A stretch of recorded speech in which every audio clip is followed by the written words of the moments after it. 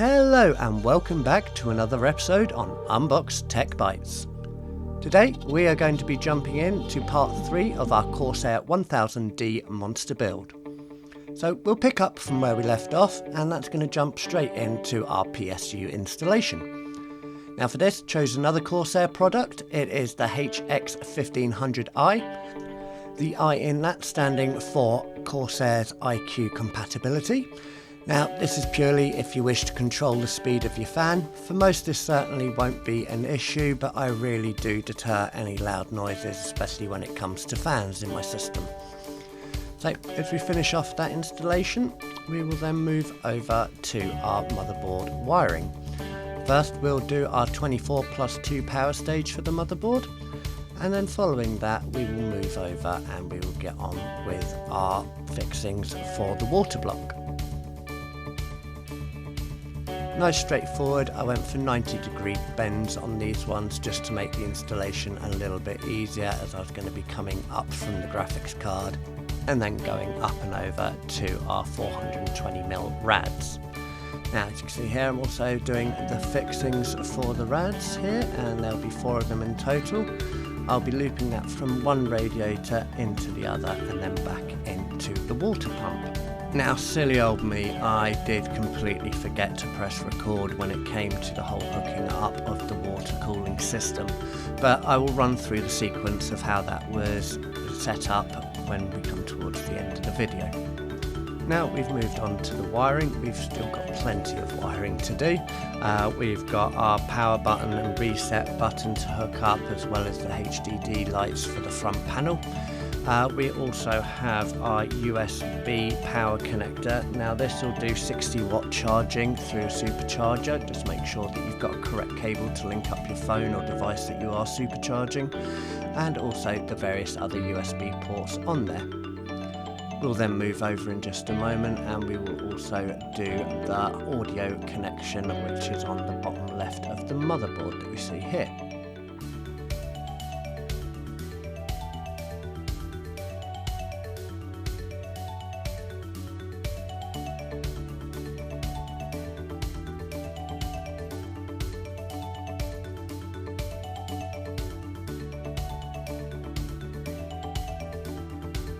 Next up we have our water pump, which is EK's Quantum Vector. Now I did plenty of reviews on this, and I really like the aesthetic of this. I like the way that the lights are placed. I like the fact that I've got 3 inputs at the top should I so wish, and I've also got 2 outs at the bottom. There is another side port which I use for a drain port, which you'll see once I've got that installed a little later on.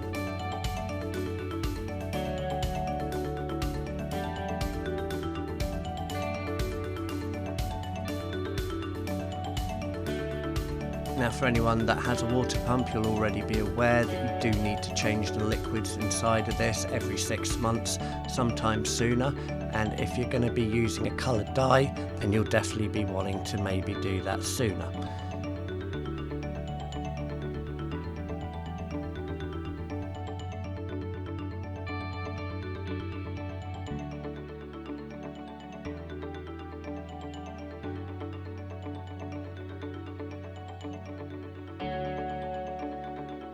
We'll then start hooking all the wiring up to our PSU, and then we will move on to our SATA connections.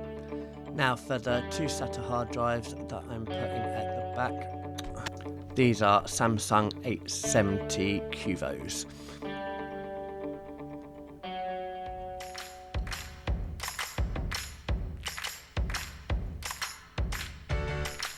All we need to do is to remove the plates that come already pre-installed on the back, and then secure each of the hard drives to these mounts.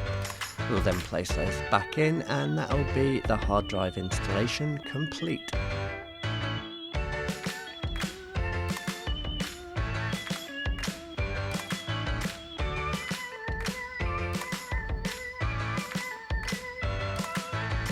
As you can see here, there is such an absurd amount of wiring. It's going to take me probably longer to sort out all the wiring and make that neat and tidy at the back than it will have been for the rest of the installation.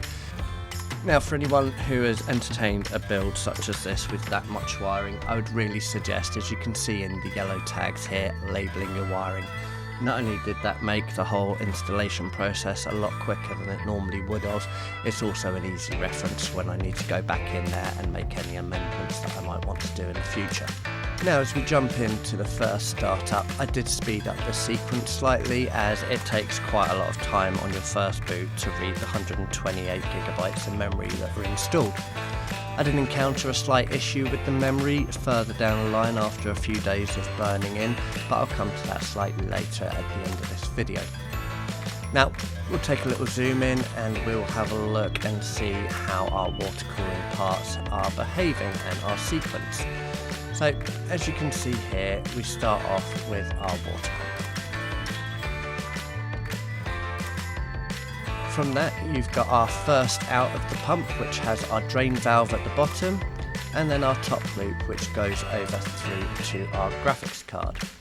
We then go up into the CPU water block, and then from there I've attached a flow indicator, and then that goes through into the first rad, loops through into the second radiator, and then back out into the pump.